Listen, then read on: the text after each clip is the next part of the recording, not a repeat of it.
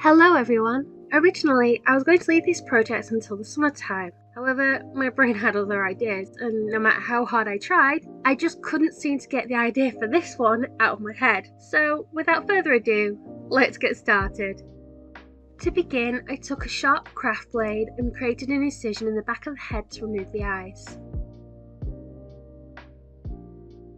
Once the eyes are removed, I separated them and placed them to soak in rubbing alcohol before moving on to using acetone to remove the factory paint. With her face all clean, it's time to dye those locks, once again using all-purpose RIT so that it will only dye her hair, not the plastic. I chose to go with black as I wanted to go for a natural look. To begin the dress, I started by hemming a strip of white cotton fabric before marking even spacing for the shirring. Shirring is a sewing technique using elastic thread which I hand wound onto the bobbin in order to create a ruffled effect. As it was my first time doing this technique, it took a few tries to get right but was definitely worth it in the end. I also took another piece of white cotton and sewed it at the bottom of the shirring section to form the skirt of the dress. I did later swap it out for a larger piece to give the skirt a much fuller look. Once I'm happy with the top and bottom sections of the dress, I sewed up the back seam. I didn't have to worry about a closure for this dress thanks to the shirring giving plenty of give in the dress to allow it to slip on and off the doll with ease. Taking some yellow and brown paint, I painted sunflowers all around the bottom of the dress. Taking a piece of ribbon which I braided together, I used it to form a belt around the middle. I also used some of the leftover ribbon braid to form a headband. Taking some yellow and brown yarn, I crocheted her some cute little sandals to add to her summer vibe. They were actually my second attempt as the original ones came out far bigger and drowned her feet.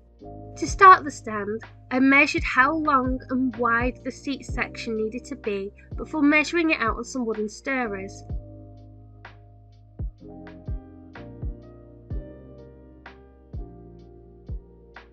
Attaching them to a piece of masking tape to help hold them in place while the glue dried.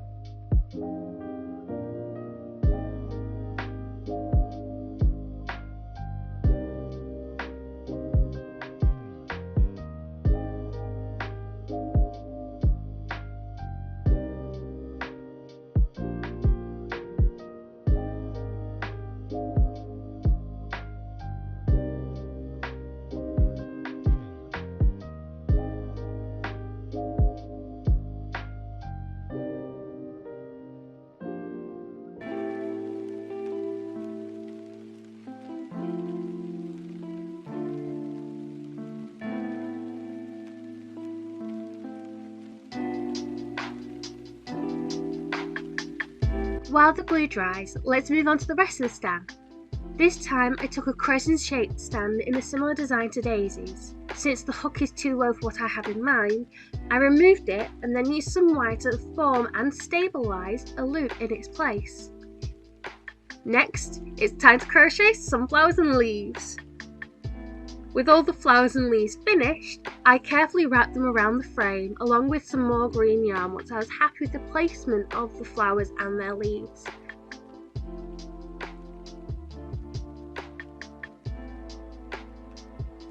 After taking the seat off the masking tape, I took apart an old chopstick which I cut to the same length as the main seat before drilling a hole in each end.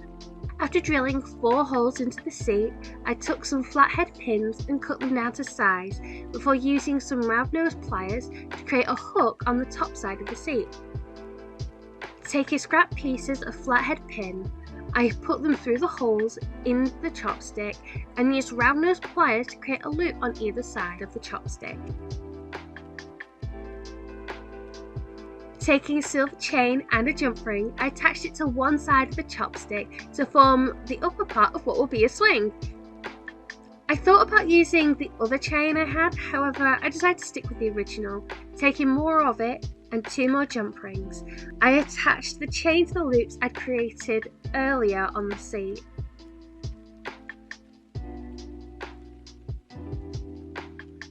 After drawing out the iris shape onto some paper, it's time to crack out the pencils and fill them in. I started with the lightest tone first, quickly shifting to a darker tone to fill in the pupils before returning to slowly building up the vibrancy of the iris.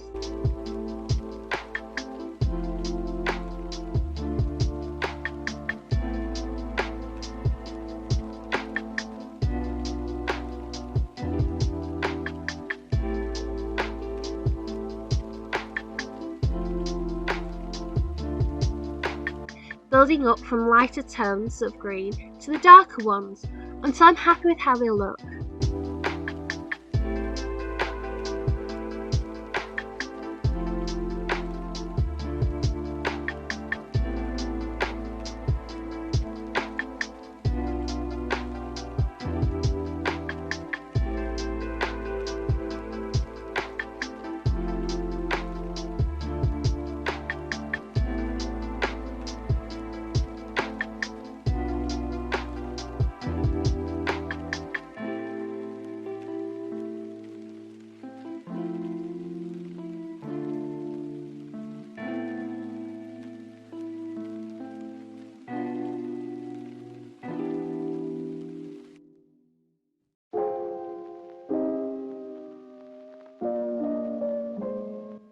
I decided to try something a little different this time, so instead of finding corresponding green tones in my markers, I just took the blending marker instead, and it worked great.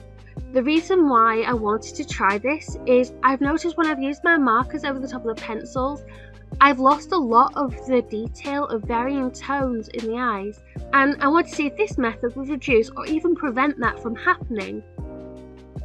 Taking a little bit of gold acrylic, I lightly added it to the iris to give a bit of extra shine to them, before using white acrylic paint to add the eye shines.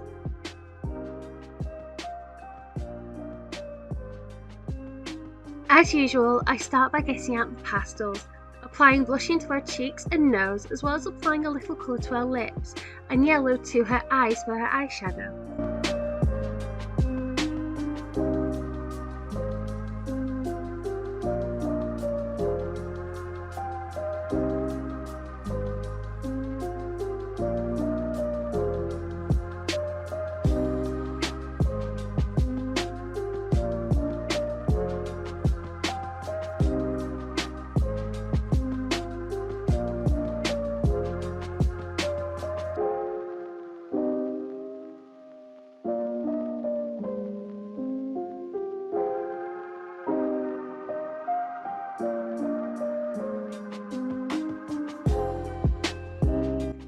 Applying some gold shimmer over the top to give some sparkle.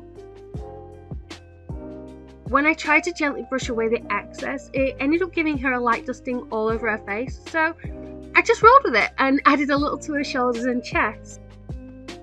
Taking a dark brown pencil, I started adding colour to the strands of hair on her face, sealing everything once I'm happy with it to save my progress so I can build up more pigment.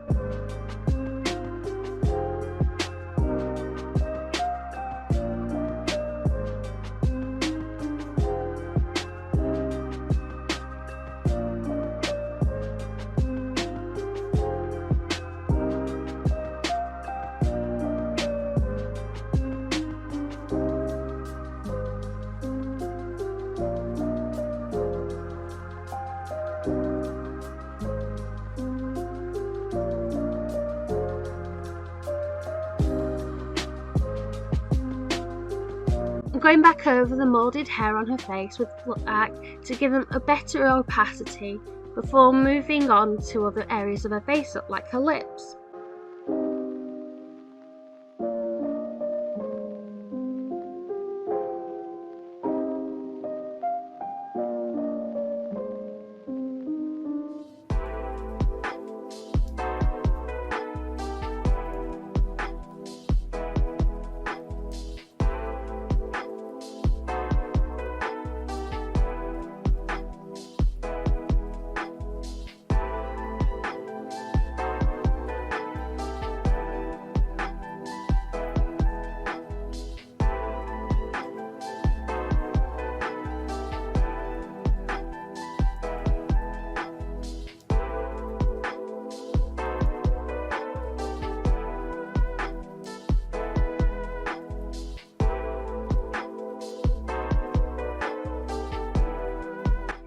Most of the pastel colouring dissipated, but since I want to give her a natural lip look, this isn't a problem. So I took a brown pencil and carefully traced the line of her lips, moving on to a lighter flesh tone for the centre, and then using a darker flesh tone to blend it out into the edges.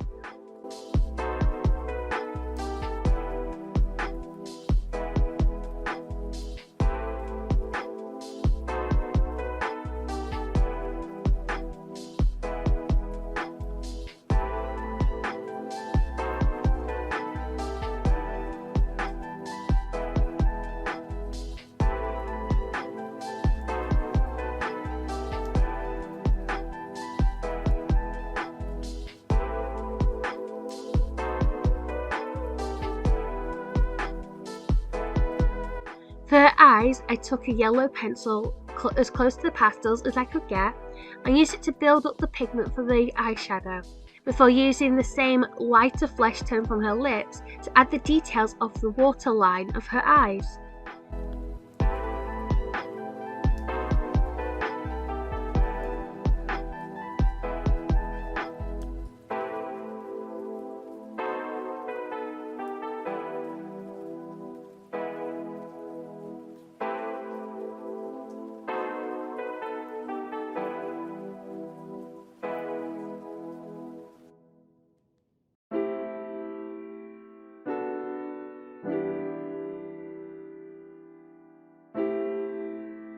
Taking a brown pencil similar to her skin tone, I use it to shape out the base outline for her eyebrows.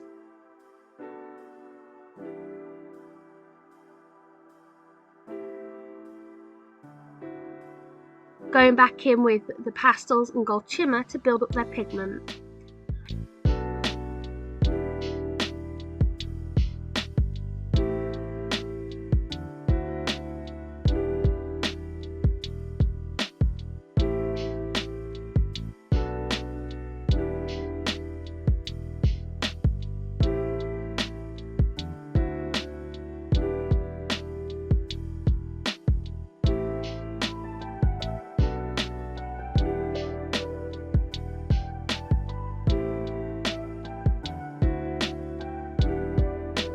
You might have noticed the discoloration, and I'm not sure what caused it to happen.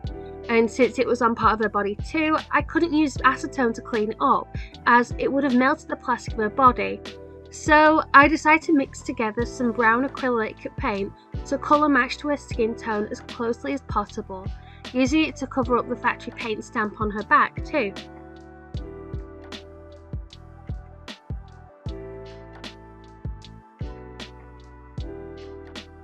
I continue to go back and forth with the pencils, pastels and shimmer to build up the pigments and vibrancy, sealing each time I would save my progress or no longer able to build up the pigment.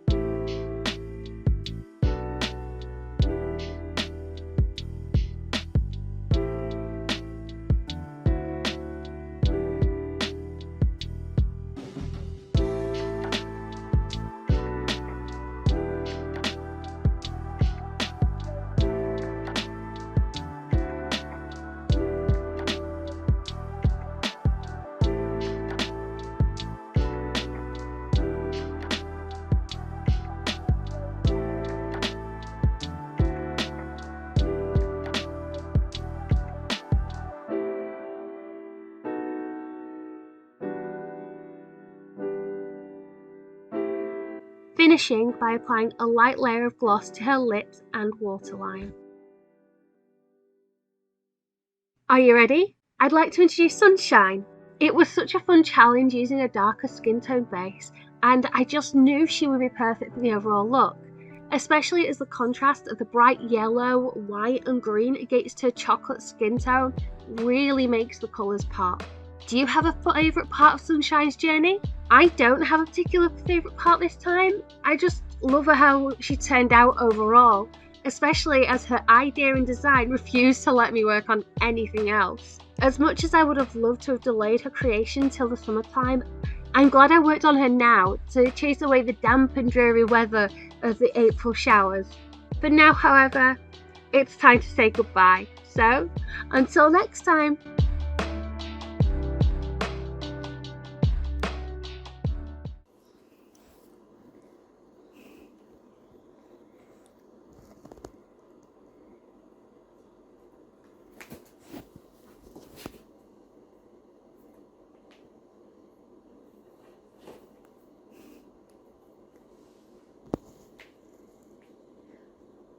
Peppa.